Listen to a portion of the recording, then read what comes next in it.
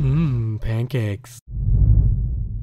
Alright, what's up guys? It's Pancake again here, and today I have a special little video for you guys. I decided to do this because, hey, maybe some people don't know all the stuff that's going on in the PlayStation experience right now, and I thought, why not I make a video about that? So, I'm going to be doing summaries of the 2 days, I think 2 days, I can't remember if it's 3 or 2, of the PlayStation experience. Now, if you guys don't know, it's the event going on in Las Vegas right now, hosted by PlayStation, and they're revealing a lot of stuff about PlayStation there, because it's 20th anniversary of PlayStation, I guess it was natural, I guess. And I'm just going to go over the ones that I feel are most important, some, and I think a lot of them are not really important, so I'm just going to skip over some of those, and I'm just going to mainly focus on the highlights of the thing. So, why don't we just get into it? So they started off the first conference with Uncharted 4.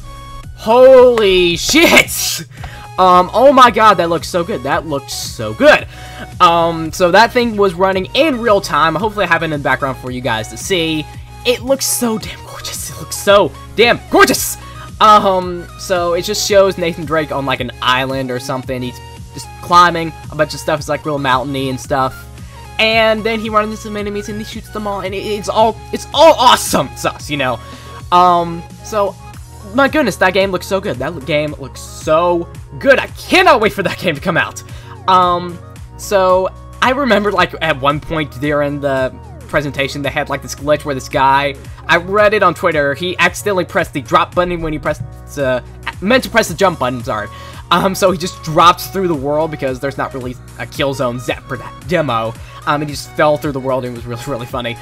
But overall, the game, oh my god, I'm so hyped. I'm so hyped. I want this game now. Why can't we get games now? Why can't we get games just immediately? Because that would just be so awesome. So hopefully that game will come out soon, probably in fall 2015. And yeah, oh my god. The game looks so good! And then they show off MLB 2015, the show, which, if you want to know when that game's released, I think it's March 15th, 2015, so if you want to get that, hey, it's the release date for you. And then they showed off some Bloodborne gameplay, which, personally for me, I'm not that real hyped about it, personally, because I'm just not that big of a fan of those type of games, so this game doesn't really excite me that much. It still looks good, but I'm just not as excited as everyone else for this thing. I love how people keep making jokes online like, oh my goodness, there's so much blood, and there is a lot of blood in the game, and then the title, so what you expect. And they showed off some, like, co-op gameplay of it, and I do think it looks good. It does look good. I think it looks good, but I'm just not as excited as everyone else for this game. Everyone's getting so hyped, but just me, not as excited. So next, they revealed a game called Killstrain from Sony San Diego, and it's going to be a free-to-play, kind of top-down game thing. I'm guessing you're going to shoot zombies in it because it's called Killstrain. It's in the name. And they described it as a 5v2v5 team structure that is highly competitive. So I'm kind of interested to see what that whole game is going to be about. But now I'm not really as excited for this one either. Next up, Capcom revealed Ultra Street Fighter 4 is coming to the PS4 in spring of 2015. Now, I've not personally played Street Fighter in my life, so I don't really know how the game is. I've heard it's amazing, so maybe I'll go check it out. I don't know. But if you've been wanting that game for a while and you only got a PS4, hey, you got your chance now. Next, they announced Killing Room Floor 2 is coming to the PS4 in 2015. There's going to be lots of blood and gore in this game, as what they describe here. And I'm interested to see what that's going to be about. I've never heard of Killing Floor 1, so I don't know, but I guess it's interesting. Some other announcements are Bastion will be releasing on PS4 and Vita, I'm guessing in 2015. And then Shovel Knight is also going to come to PS4 and Vita, and also the PS3 next year, I'm guessing as well. Next up, I like what EA did with this one. I think it's really cool what they're doing here. So EA announced that they're going to be offering 3 free games exclusively to PlayStation owners to celebrate the 20th anniversary of PlayStation. And those 3 games are Need for Speed Most Wanted on the PS Vita, Mirror's Edge on the PS3, and Plants vs. Zombies Garden Warfare for the PS4. So if you want to go get those games, you can go get them. I'm guessing they're available right now as this video comes out, so if you want to go get those games, I think they're only exclusive for like a little bit, so make sure to go grab those games while you can. Next up, they announced that The Forest will be coming to the PS4 now. This game has been on Steam Early Access for a little bit, so some people have got to play it, but it seems like a lot of these Steam Early Access games are coming to PS4, so this one is going to be joining them. So I think it's about like you surviving a plane crash and stuff, and it looks very similar to Rust, that game that the people of Gary's Mod made. So it looks very similar to that, but still, I guess it's interesting enough for me to get it, but, you know, we'll just have to wait and see. I have to wait and see what else they show for it. So next up, Capcom announced, you guys probably know what it is because the trailer leaked yesterday, so everybody knows about it now. They officially confirmed that Street Fighter V is coming exclusively to the PS4 and PC. No other console, so Xbox One can go fuck itself, you know? Now again, I've never played a Street Fighter game in my life, so I don't know if this is going to be good or bad, but from the looks of it, it looks like it's going to be pretty good. Also, forgot to mention that the game also has cross-platform multiplayer, so if you want to play someone on the PC or on PS4, you can actually do that. Then they announced Yakuza 5 will be coming to the West in 2015. Now, I've known about the Yakuza series, never played one in my life, so I don't know. I've heard it's really similar to GTA. It's like a GTA mixed with Shenmue kind of game. That's what I've heard. So I'm guessing this is pretty big news for you if you're a Yakuza fan, and I think Yakuza 4 is also coming to the PS3. They're both coming to the PS3, by the way, sooner or later, so be sure to be excited for that if you're a Yakuza fan. Next up, I find this really funny. Super Time Force Ultra is revealed for the PS4, and Shuhei Yoshida is actually a playable character in the game. I actually like the trailer of it. I think it's real funny. How he attacks is like he uses his phone to send out stuff, and he like uses tweets as attacks as well, and I just find that really funny that they did that. So excited to play him in that game. They also showed off Until Dawn more than they showed off at last night's The Game Awards. And that game is kind of like a survival horror game where you're trying to avoid like this serial killer kind of thing. And it's like a point-and-click adventure where you move the like DualShock 4 controller and you choose whatever one you want to do, whatever action you want to do. So I think the game looks really good. I'm probably going to buy it because it looks really pretty as well, and I just think it's an interesting concept that you can like play your own survival horror movie and stuff. So real excited for that game. Next, they showed The Order 1886, and yeah, I'm not excited for the game. If you guys don't know, I'm not excited for this game at all, because it just does not look like the kind of game for me. It does look pretty, I guess, but it just doesn't look like it's going to be a good game. It looks kind of boring and just monotonous and all that stuff, so it doesn't seem like the kind of game for me, and it's not the kind of game for a lot of other people as well, so I don't expect this game to be the best game ever, but hey, they could surprise us. Next, they unveiled, oh my goodness, I'm hyped for this game. I'm hyped for this game.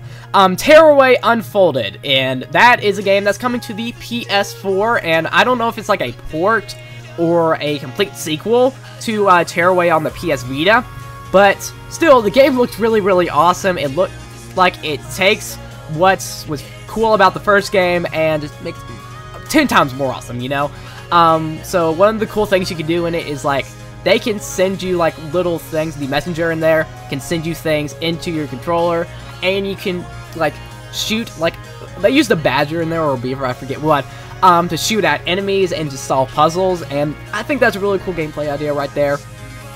So really excited for that game. It looks really pretty. I know Media Molecule, they are one of the best developers out there, so I think they're going to do a pretty good job with this thing. I've heard that the original Tearaway was really awesome, so way hyped for this game. Probably going to get it. Now to the biggest troll of the day. The biggest troll of the day.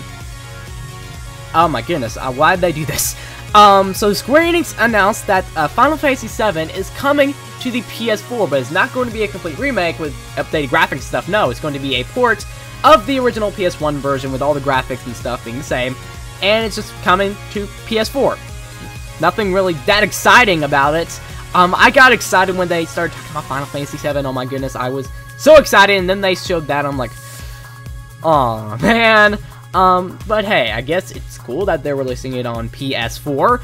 But I just think that that was a big troll. Big troll that they did there. Did not like that you do that, Square Enix. Why'd you do that? And they also had this cool little video where they showed off the history of PlayStation and Little Big Planet 3. I thought that was really cool. Also, some other little things that I want to talk about. Watam.